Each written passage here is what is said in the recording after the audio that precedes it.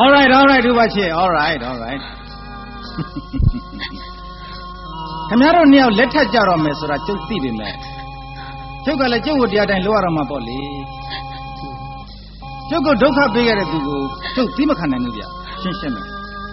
ကျုပ်ကလေးစားချရလိမ့်မယ်အခုပြီးပြီကဲမမြဝင်းခင်ဗျားနဲ့ဥပချစ်ကတော့ကွဲပြီဒါပဲကျုပ်ပြောမယ်ခင်ဗျားကကျုပ်နဲ့လိုက်ခဲ့ပြီတော့ခက်လိုက်တာဗျာခက်လိုက်တာကျွန်တော်မရက်ဆက်လို့မဖြစ်ဘူးဗျခင်ဗျားချစ်ချင်းကိုလည်းကျွန်တော်မခွဲချင်ပါဘူးတကယ်ပြောတာခိုင်းမမြဝင်းလိုက်ခဲ့ပြီတော့ဒါပဲကိုကိုချင်းညကိုကိုချင်းညကိုကိုချင်းည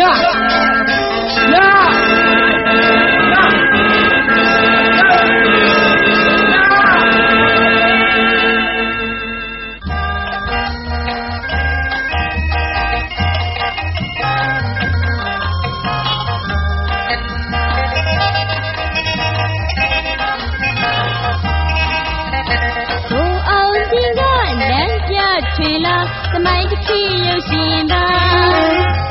马戏分手虽没钱的呀，都在亲你了。不熬的啊，人家吹了，怎么一去有心吧？马戏分手虽没钱的呀，都在亲你了。不熬的那里没有天上的美梦。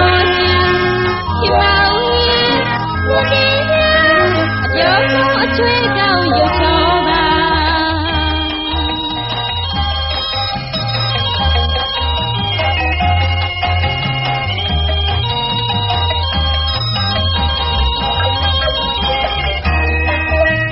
国家不一嘛，多大心呀，大家水流的呀，你那的呀，就把你的，大家水流的呀。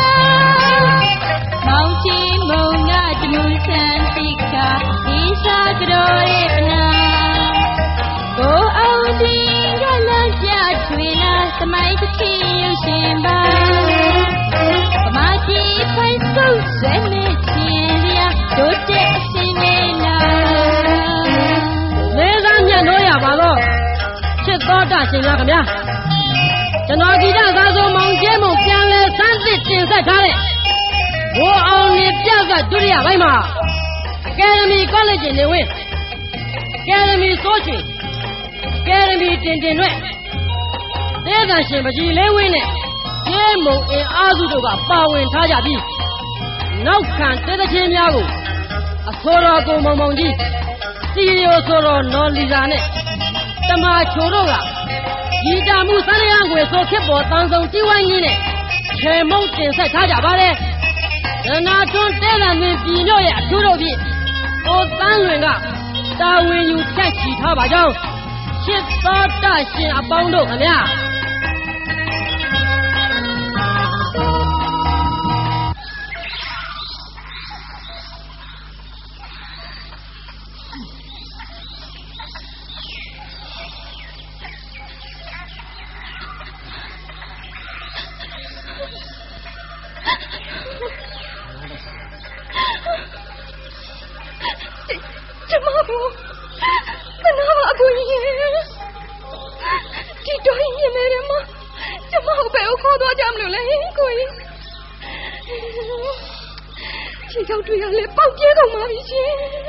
ရောက်လို့ပါပြီမမြဝင်းနည်းနည်းသိခလိုက်ပါဦးများကျွန်တော်တို့လည်းခင်ဗျားလို့ပါပဲနည်းနည်းသိခမယ်ဝင်းနော်မြမကြီးခင်ဗျားကခြေဘွားတော့လူတင်းကြီးဥဒါတာပြောနေတာကိုဗျာကျုပ်ကခင်ဗျားတို့တက်တာလေးလုံးနဲ့အေးရလေးကြီးဗရေသပင်သိလို့ထန့်လျှောက်နေရတာလေကျုပ်လည်းညီးသားမရသွင်းဗျာတကယ်တည်းပါပဲ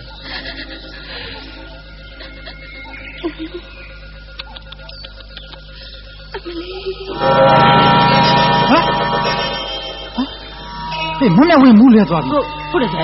这楼上嘛，都开呀。不乱了噻。楼上嘛，不是在乎的。我跑路都当起要那边嘛啦。我考啥嘛？我考啥嘛？路个噻。我跑路他考啥嘛？哦。考不着噻。哟，搞跑路。哟，搞跑路。搞跑路这个谁忙的？我在干嘛？哦呀，搞跑路。我谁忙？我在干嘛？哦呀。嘿，老弟，嘿，哎，老子好哎，我这一直好边了，不听了我。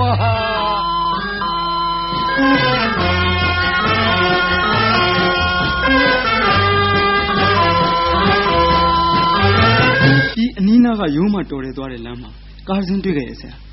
အဲ့ဒီကားဟာဘိုးအောင်တင်းရဲ့ကားလို့ဒီမှာရှိတဲ့ရာဇဝတ်အုပ်ကအကြောင်းကြားလိုက်ပါတယ်ဆရာဟင်ဟုတ်လားဟုတ်ပါတယ်ဆရာဒါဖြင့်ကျွန်တော်တို့ဒီကိုအမြန်လိုက်ကြမှာပဲတော်ဟင်ဒါဖြင့်ငါလည်းပြန်လိုက်မယ်မဝချစ်ဖျားတရားမလို့သမီးလေးကိုအမြန်ဆုံးပြန်တွေ့ပါစီတော့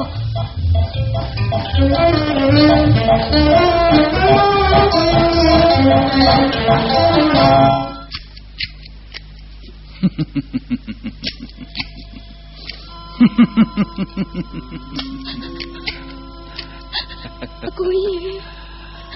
ကျမကိုပြန်ပို့ပေးပါနော်ကျမဘယ်တော့မှကျေးဇူးမမေ့ပါဘူးရှင်ကျမနေလို့လည်းမကောင်းလို့ပါမပို့နိုင်ဘူးရှင်းရှင်းပဲပြောမယ်နော်ကျုပ်တို့နေတဲ့နေရာကိုခင်ဗျသတင်းပေးလိုက်ရင်ကျုပ်တို့ဘယ်နဲ့လုပ်မလဲကျမသစ္စာရေးတောက်ဆိုရင်တောက်ပါမယ်အကိုကြီးရဲ့ကျမကိုယ်တိုင်ဟာလည်းဒီနေရာဟာဘယ်တော့တောင်ဆိုတာမသိရယူအမှန်ပါရှင်ဒီပဲနောက်တော့ကြည့်လို့တာပေါ့လေနော်နောက်တော့ကြည့်လို့တာပေါ့ဟာဝဲလက်လိုက်တဲ့ပစ္စည်းတွေကလည်းမနှဲပါလားကွာဟုတ်ကဲ့ဆရာအော်ဒါနဲ့သူကငါ့အတွက် secret ပါရလားဟဲ့ဩအားလုံးအပြည့်စုံပါပါတယ်ဆရာရဲ့ဟုတ်လားဟောဒီမှာသတင်းစာလည်းဝယ်ခဲ့တယ်ဆရာဒီကွာကောင်းတယ်ဩဒါနဲ့စုံတော့ဦးဘက်ချစ်ပြည်ကိုရောက်နေတယ်ဆရာဟုတ်လားဟုတ်တယ်ဆရာကျွန်တော်သတင်းစာဝယ်ရင်းနဲ့တွေ့ခဲ့တယ်ဆရာဆရာပုံနဲ့စုမှု1000ဆိုပြီးကြော်ညာလိုလည်းကတ်ထားတယ်ဆရာဒီမှာဆရာသတင်းစာဒီလေဘာပဲလောက်ကြပါစေတို့နေတဲ့နေရာကိုတို့ရှာတွေ့ဖို့ဆိုတာတော့ဝိပါသေးတယ်ကွာဟမ်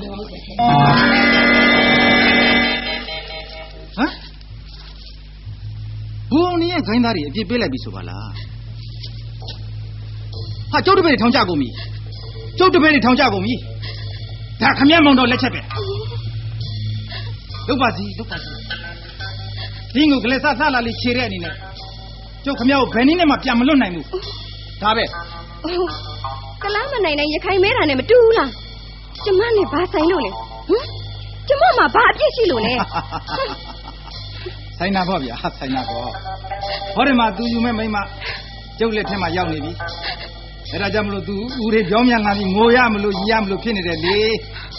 အဲ့ဒါကျုပ်ကရတာပေါ့ကျုပ်ကရတာဒါရှင်သူတော်ကောင်းအလုပ်လားဟမ်ဒါတရားသလားတရားသလားလို့ကျုပ်သူတော်မမဟုတ်လို့ဓမြဖို့လုပ်နေတာသူတော်ကောင်းလှုပ်လာလို့ကျုပ်ကိုမင်းမမေ့ရပြီဗျာ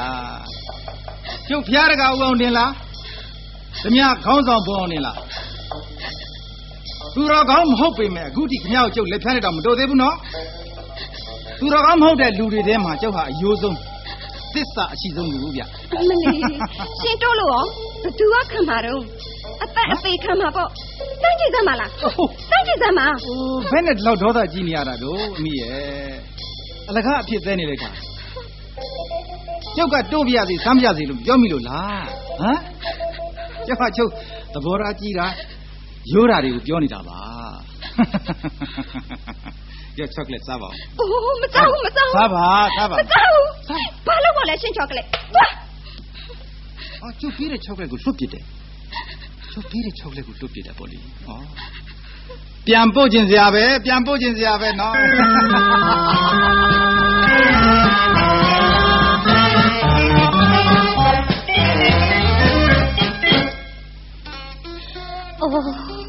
သမီးသေများသေလေဗလားမသိဘူးလူဆိုးတွေဆိုတာစိတ်ချတာမဟုတ်ဘူး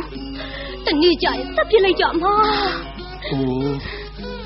တက်ပြစ်လိုက်မယ်လူများတွေးပူနေစမ်းပါလေတော်တော်ကြီးဖြစ်ကိုမဖြစ်နိုင်ဘူးတော်ပူတာကတစ်မျိုးကျွန်တော်ပူတာကတစ်မျိုးငါပူတာကငါသမီးလေးကိုအတိအာရမမတရားကြံစီပါဦး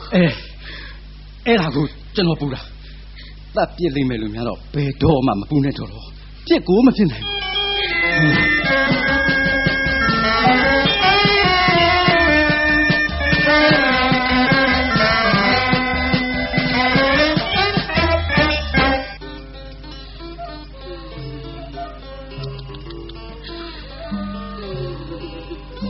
ဒုက္ခဒုက္ခအများဒီမဲ့ကိုပါလို့တော့အိမ်ဘက်ကိုသွားစမ်းပါကွာဆံပြုတ်ချက်ပလားလို့ကျဲမြန်မြန်ယူခဲ့ပါလို့ဟောလာနေပြီကျဲအဲ့မှာကြာဆံပြုတ်မမြောက်ဝင်ဒီမှာဆံပြုတ်လေနည်းနည်းတောက်လိုက်ပါလားဗျာမတောက်ဘူးဟာတောက်လိုက်ပါသိပါစေသိတော့လေအေးတော့အဖေနဲ့ပြောလိုက်ပါလိဖက်စမ်းပါလူကိုမကင်ပါနဲ့သိရင်လည်းသိလိုက်တော့မှာတော့နော်ဟုတ်ပါဘူးစိုးရင်လို့ပါဗျာမတော်တဲ့သဘောနဲ့စားနေလို့မထင်ပါဘူးတနာမနေသားမနဲ့ဆရာရဲ့သိသွားလေအေးတာဗောဆရာရဲ့ဒါမဲ့ဆန်တို့စီဘူးလုံသက်တာနဲလားဆရာရဲ့မင်းနဲ့ပြောလိုက်တာလေကွာစိတ်မရှိဘူးဆရာဟုတ်ဘူးကျမ်းမာလာရင်ပြန်ဖို့စိတ်ကူးရမှာမလားတူတူလောက်စိတ်ဆင်းရဲကိုဆင်းရဲဖြစ်နေဘယ်ကောင်းမလဲကွာမင်းလည်းအားရှိလာအောင်အသာမမစားနိုင်လို့ရှိရင်ဘယ်လိုလုပ်ပြန်ဖို့မှာလဲဆရာရဲ့မလဲခုနဆံပြုတ်ပေးဗျာဟိုဒီမှာဒီတောက်ပါဒီလိုမှပေါ့တောက်လိုက်ပါမမြောက်ဝင်ဟာဘယ်နဲ့ဖြစ်သွားပါလိမ့်လောက်ပါဗျာအတုကလုံးဆမ်းမဟုတ်ပါကျွန်တော်ကြောက်ဘူးဒုက္ခပဲမတော်စတည်သွားရင်ငါတတ်တယ်နဲ့တူးနေမှာပဲကွာခေါ်ကြည့်မမြောက်ဝင်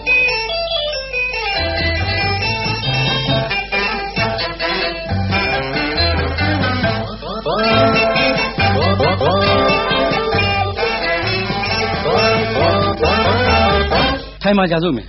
ထိုင်ပါဗျဟုတ်ကဲ့ကြာစိုးမင်းတို့လည်းကျွန်တော်ကိုအကြောင်းပြုပြီးပြည်အနီးနားတွိုက်မှာဘူအောင်တင်ကိုပိုက်စိတ်တိုက်ရှားနေလေကြတာ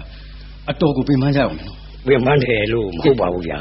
အချိန်ကြီးဟောဗျဘယ်လိုနေသေးလဲလူသွားလူလာတွေစောင့်ပြီးချောင်းတာတောင်မော်ကရင်တွေတော့အတွေ့များတယ်ဥပချေဘူအောင်တင်တော့ရခိုင်ဘက်ကိုကူးသွားပြီးထင်တာပဲဘာလူနဲ့9လတောင်ကြော်သွားပြီဗျဟုတ်တယ်ဗျနောက်ပတ်တော့ကျွန်တော်ကိုယ်တိုင်လိုက်မယ်ဗျကောင်းတယ်ဗျ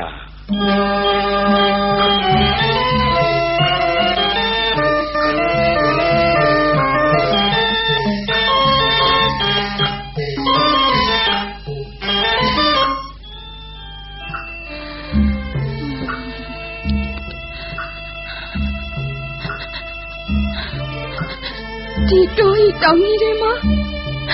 ဆရာဝန်မရှိဆေးကဝါတော့မရှိနဲ့မသေးခင်ကျမအမင်းနဲ့တွေ့သွားရစီအကိုကြီးနော်မဟုတ်တာမမြောက်ဝင်ရဲ့ကျွန်တော်တို့ဆရာတပည့်နှစ်ယောက်မမြောက်ဝင်အတွက်ဆရာဝန်သွားခေါ်ဖို့စီစဉ်ပြီးပါပြီဆရာဝန်ခေါ်လို့မှမထူးဘူးဆိုရင်လည်းကျွန်တော်ကိုဆိုးကဖမ်းကျင်လဲဖမ်းပါစေကျွန်တော်ကိုယ်တိုင်အိမ်နေရာကိုလိုက်ပို့ပါမယ်အခုတော့နည်းနည်းတင်းကြီးခံပြီးတော့ဆရာဝန်ကူတာကိုခံစေချင်ပါတယ်မမြောက်ဝင်ရဲ့နော်နည်းနည်းတင်းကြီးခံပါလားဒုက္ခအမလီဘောဆောင်ဝင်ထားတယ်ကွာငါတို့ကနေကင်းကြောင်တော့အိတ်နေပါလားဒုက္ခခွေးမှာကဟမ်ကြာထားသမ်းပါဦးကွာမြင့်နေဒီမှာဥပလူနဲ့စိန်မောင်ကိုသွားပေါ်စမ်းဟုတ်ကဲ့ဗျာမြန်လာပါလို့ဟုတ်ကဲ့ဗျာဟုတ်ကဲ့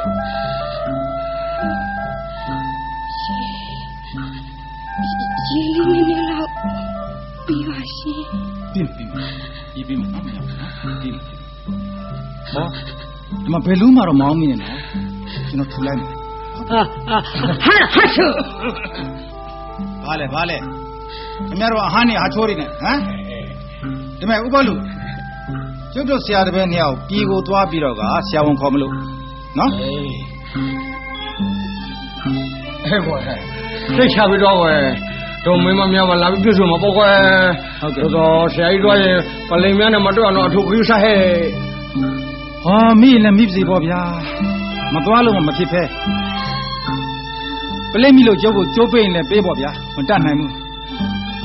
ဟောဒီလူမှာကြမ်းမဖို့ကပိုပြီးအရေးကြီးပါတယ်ကျွန်တော်ကလည်းခေါ်လာမိမှာကိုကဲမမြောက်ဝင်ဘာစားကျင်တယ်လဲမစားရှိရင်မှားပါနော်ပါလေခွဲစားကျင်တယ်ရှိရင်မှားလဲပေါ့ခွဲမှားပါဗျာကျေးဇူးတင်ပါတယ်ရှင်ကျမ ဘာမှမစားချင်ပါဘူး ဟဲ့လေလူကြမှာပေါ့အရေးကြီးတာပါကွာ ဆရာကြီးအပြင်မှာစင်စင်သိရောက်နေပါပြီဝေးအေး ကစိတ်ချသွားမယ်ကိုပေါ်လို့နော် ခေါင်းကွာ ဒီဥစ္စာလည်းပါဗျာဒါမဲ့လူမမာကအော်ရင်တော်၎င်းငေါ့ချင်လည်းငေါ့ပါစေနည်းနည်းတင်းကြီးခံပါ ဟဲ့ နော် စိတ်ချပါဆရာကြီးစိတ်ချပါလူမမာကဆဲဆိုလို့မကလို့ငါပါကိုချတယ်ကွာငါသိခံပြီးနေမှာကွာချီချုံကိုင်းကွာ ဟိုခင်ဗျာချီကျုံခိုင်းချီကျုံမလား ဒါတော့ယုံတော့ကွာ ဟုတ်လားဒီမဲ့ငါကြမ်းမလာရင်ညံပြန်ရပြီလို့အောင်းမိနော်မမြောက်ဝင်နော်ကဲစိတ်ချသွားမယ်ဟုတ်လား စိတ်ချတော့ကွာပူမနေနဲ့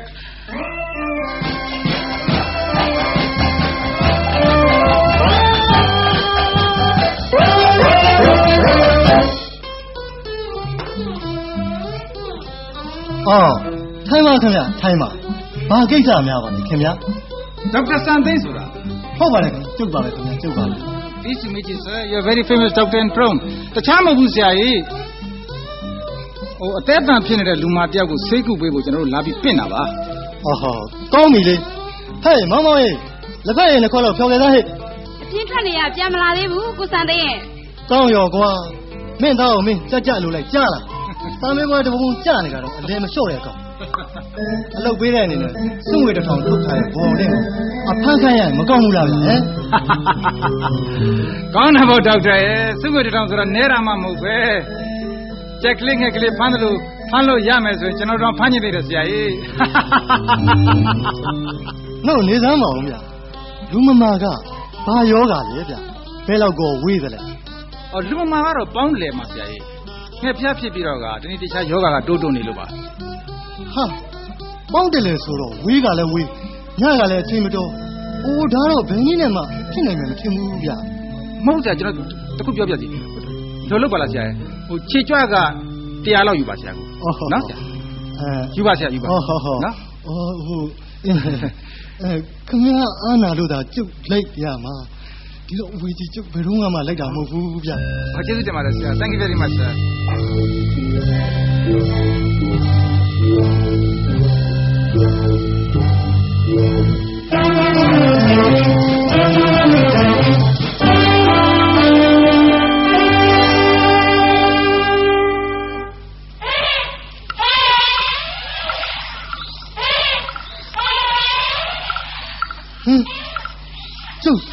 ကျုပ်ကိုဘယ်ခေါ်သွားကြမလို့လဲဗျခင်များတို့ပြောတော့ပေါင်းတယ်လေဆိုကျုပ်မလိုက်နိုင်တော့ဘူးဗျကျုပ်ကခုခင်မောကတန်းချပေးဗျတန်းချပေး ဟာဒီလိုမလုပ်နဲ့လေဒေါက်တာဒီလိုမလုပ်ပါနဲ့ဒါမဲ့ဒေါက်တာနဲ့ကျွန်တော်တို့ကပျော်ဝဲစားထွက်လာတာမဟုတ်ဘူးနော်ဒါမှကျွန်တော်တစ်စိတ်လောက်ကြည်စားမှာဒါနှုတ်ခမ်းမွေးအတူဟောတော့မှကျွန်တော်မျက်မှန်အနဲ့ကိုကျွန်တော်ထွက်လိုက်ပါပြီကျွန်တော်ဘယ်လိုနဲ့တူပါလဲ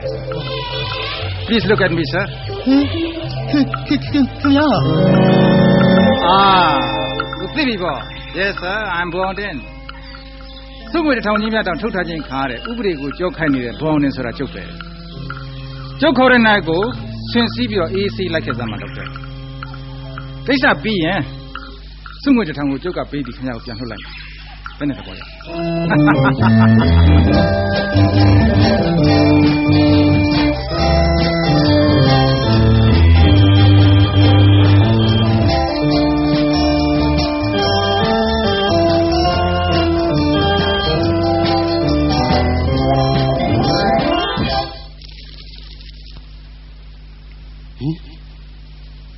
ဒီမြို့မှာ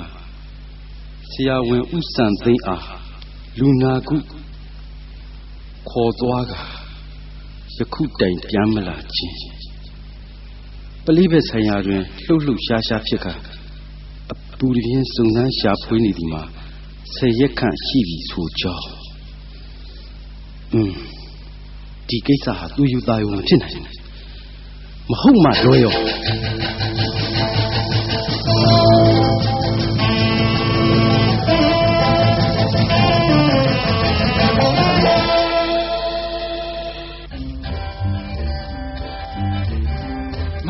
ဒေါက်တာညအိတ်မပြောဘူးနဲ့တူတယ် မပြောပါနဲ့တော့ဗျာကိုဖောလို့အိမ်ကချင်းကြိုက်ုံနဲ့မကောင်း သဘောကကြိုက်တာဗျာဒါနဲ့ဒေါက်တာဒီနေ့ပြန်မယ်ဆိုရင်ပြန်နိုင်ပါပြီဒေါက်တာဒီမှာလည်းတော့ကြားမလာပြီမလားအညောင်းအညာပြေအောင်တော့လမ်းခဏခဏရှောက်သိတင်တယ်ဘူအောင်တင်ရဲ့ဟုတ်ကဲ့ဟုတ်ပါပြီဒေါက်တာအများကြီးကျေးဇူးတင်ပါတယ်ဒါကြောင့်မို့လို့ဒေါက်တာကိုငွေ900ကြောတာပေါ့ဒေါက်တာရဲ့အရင်ပြထားတဲ့ခြေကြွားက100နဲ့ဆိုရင်တော့ပေါ့လေဟုတ်ကဲ့အများကြီးပဲကျေးဇူးတင်ပါတယ်ဗျာဟေးလက်ချက်တင်မိကျေးဇူးတင်လဲငွေ900ပြန်ပေးကြလေကွယ်မင်းမနဲ့10ရက်လောက်ကွယ်တာငွေ900 600ရတယ်ကွာတို့များဒီလိုသာရမဆိုရင်အိမ်ကကောင်မနဲ့10နှစ်လောက်ကွယ်ကွာကျမလည်းတခါတည်းလိုက်သွားခြင်းနဲ့ကိုကြီးရဲ့အခုလိုအကိုကြီးခီးစိုက်တာကိုလည်းအများကြီးကျေးဇူးတင်ပါတယ်ကိုစင်းနဲ့သွားတာတောင်မှနှစ်နေ့နဲ့တကြသွားရတယ်ကြီးနလန္ဒသာဒုက္ခဖြစ်နေပါမှာမမြဝင်းရဲ့ကျမ်းမာလာရင်ကျွန်တော်ကိုယ်တိုင်လိုက်ပို့မှာပေါ့ဒါနဲ့ဒေါက်တာသူတစ်ပါးလေးလိုက်လာလို့မဖြစ်ဘူးမလားအားမှမရှိသေးတာအခုနေဘယ်လိုက်လို့ကျုံးတယ်ဟုတ်ကဲ့ကဲကပေါ်လို့ဒေါက်တာကိုပြေတိစင်းနဲ့လိုက်ပို့လိုက်ပါဟဲ့လာရပြောင်းတော့ကွာဒုက္ခဆရာမင်းလိုက်သွားဟုတ်ကဲ့ဆရာလာတော့ကမျက်နှာပိတ်ပြီးခေါ်လာတယ်လို့ဟုတ်ကဲ့နော်ဟုတ်ကဲ့ပြန်သွားတဲ့ကမျက်နှာပိတ်ပြီးပြန်ခေါ်သွားသိကြပါဆရာသိကြပါနော်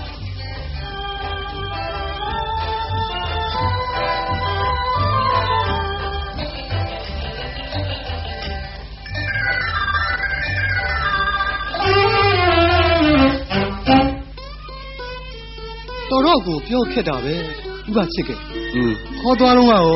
ပြန်ပို့တော့ကောကျုံမျက်နှာကိုဝစ်စီးထားကြလေတော့လမ်းတွေပါလေဘယ်မှတ်မိခဲ့ပါမလဲဗျာကဲနေသားအောင်ဒေါက်တာကိုဘုံနေခေါ်သွားတဲ့ကိစ္စကဥပချစ်ရဲ့ဇနီးတော်လေးမမလို့ဗျဟင်အခုညကျမ်းမာသွားပြီလားဒေါက်တာကျမ်းမာသွားလို့တပါးလေးလိုက်ခဲ့ဖို့ဥစ္စာပဲဘုံအောင်တင်ကကျမ်းကျမ်းမာဖြစ်တော့မှလိုက်ဖို့မယ်ဆိုလို့သူကမြနေခဲ့ရစားဗျဒါနဲ့ခုနဒေါက်တာပြောတော့မာပြီဆိုအေးလေလူဆိုးစကားဆိုတာယုံရတာမဟုတ်ဘူးဗျကျွန်တော်တို့ဖာလာပဲတောင်းလင်းရှာရုံရှိတော့တာပေါ့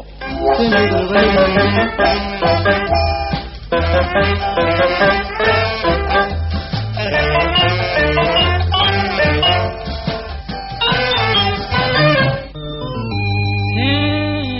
ယူပကာမြင်ကြတဲ့ကအဝိသနာတော့ကွယ်အသက်ဝင်ဆွဲတဲ့ယုံပါကွယ်ရှေ့ကုသိုလ်ပြုသမျှရဲ့ယခုဘဝမှာကွယ်မြင်ုံနဲ့ပင်မေတ္တာထားလို့စေတနာကိုမိရဲ့အလှမျိုးကျွဲမြတ်နိုးွယ်ယုံကြည်ဒီစေဝဲမင်းပေါ်မှာတော့မေတ္တာတော်ကိုယ်ရဲ့အသင်ချေအသင်ချာဘဝကြီးပြောင်းလို့မောင်ပေါင်းသင်ပါမယ်ယုံကြည်စေဝဲမင်းပေါ်မှာတော့မေတ္တာတော်ကိုယ်ရဲ့အသင်ချေအသင်ချာဘဝကြီးပြောင်းလို့မောင်ပေါင်းသင်ပါမယ်သစ္စာတော်ရွှေကြံလို့ဟိုလာစိန်နေရဖယားမတော့ွယ်မောင်ပြူပါမယ်ချစ်တဲ့စိတ်ဟာစိတ်မနိုင်ခဲမရတဲ့စိတ်နဲ့ပေါင်းနာတော့လုံးွယ်ကလွယ်လို့ွယ်စိတ်နဲ့ပေါင်းနာတော့လုံးွယ်ကလွယ်လို့ွယ်ခင်ရဲ့နေ့တိုင်းညစဉ်မင်းမျက်နှာကိုကွယ်ခင်ရဲ့နေ့တိုင်းညစဉ်မင်းမျက်နှာကိုကွယ်ဒီမောင်တရေရေနဲ့မြင်ရောက်မိတဲ့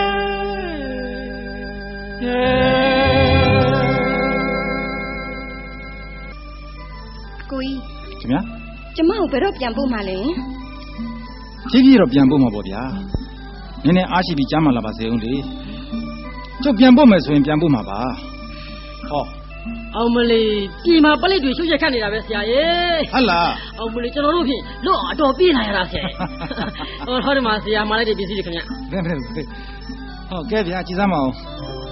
ခင်ဗျဝတ်ဖို့မှားလိုက်တဲ့ပစ္စည်းတွေလေကြည့်ပါအောင်လေမမြောက်ကျမဒီမှာကြာရှိမနေနိုင်ဘူး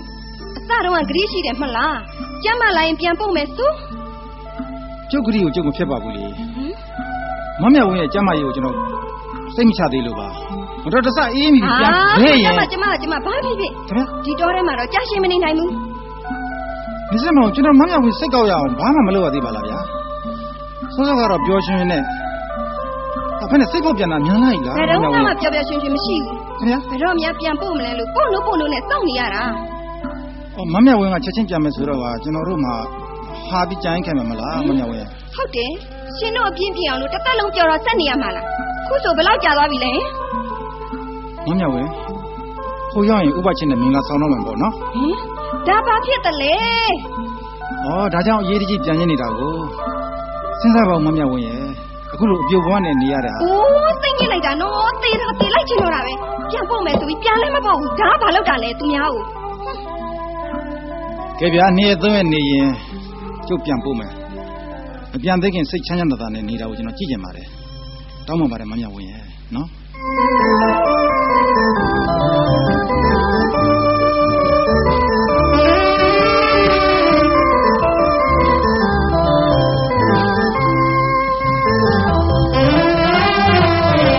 ဘယ်နဲ့ဒီဘက်ခန်းလာမှိုင်းနေရတာလို့ဆရာရဲ့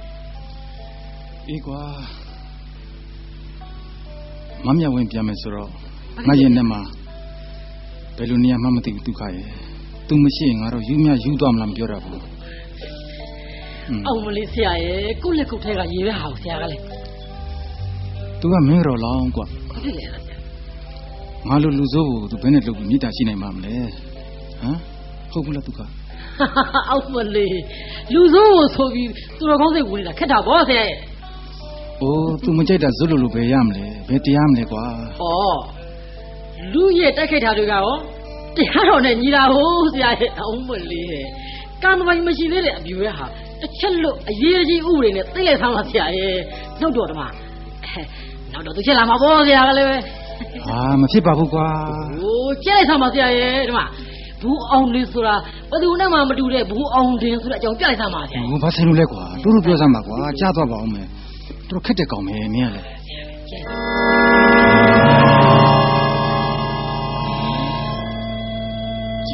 ကြည်စမ်းဒါသူတို့ငါ့ကိုမတရားစော်ကားဖို့တိုင်နေကြတာပေါ့ရပါတယ်ဆရာအသက်အသေးခံမယ်ဒါမျိုးပဲရမယ်လို့ဆိုပါအတော်ပဲထင်ရမှာထိုးထားတဲ့ဓမြောင်တစ်ချောင်းအသက်ချင်းလဲရတော့ကောဘာအရေးလဲ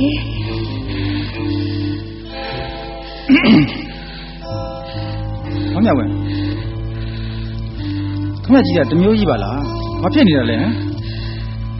ကြောက်ရှင်နေစမ်းပါဗျာလာပါဗျာလာပါဒီညမျိုးတွေနဲ့ဘာရမလဲကဲအလို့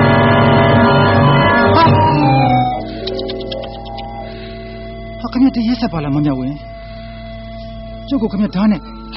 ဒါဘာလို့လဲကွာဒီကကြောက်ထားလို့ဟုတ်လားဟေးမလုပ်ကြနဲ့ဘယ်သူမှဘာမှမလုပ်နဲ့ဒုက္ခမင်းစိတ်မဆိုးပါနဲ့ကွာအသိညာအမျှော်မြင်မရှိတဲ့မိန်းမတယောက်လက်တုပ်ပြန်လိုက်လို့ပဲအကြောင်းထူးမလဲကွာသူ့ကိုပြန်ပို့ဖို့သာစီမံတော့နော်မိန်းမဆိုတာအမှန်တမ်းကြောက်စရာကောင်းတဲ့အမျိုးလို့ရှောင်ကျဉ်အောင်မရှိမှာပေါ့ဒုက္ခရဲ့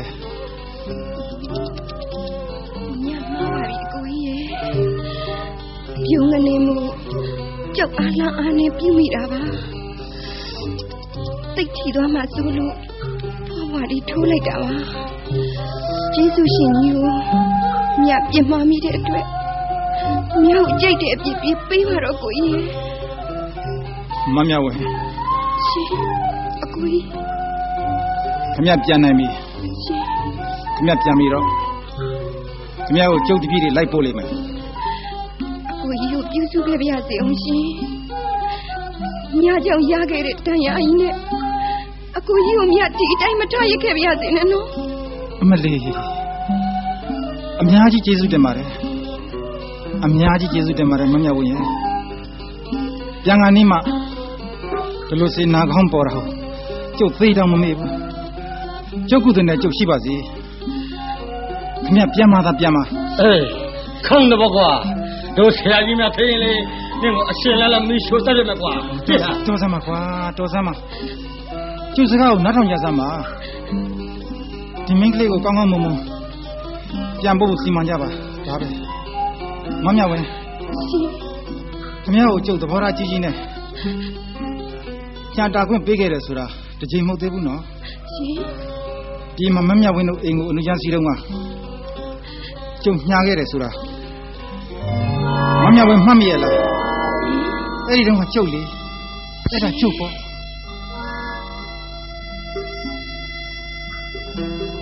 အဲ့ဒီတုန်းကမင်းသားတွေဆိုပြီးတော့ကျုပ်ပစ္စည်းတွေပြန်ပေးခဲ့တယ်မလားလမ်းစိတ်ငွေ30တဲ့ကျုပ်ယူသွားတယ်လေမှတ်မိသေးရဲ့လားဟမ်မမြဝင်းမြောက်မာပါပြီကိုကြီးမြောက်မာပါပြီ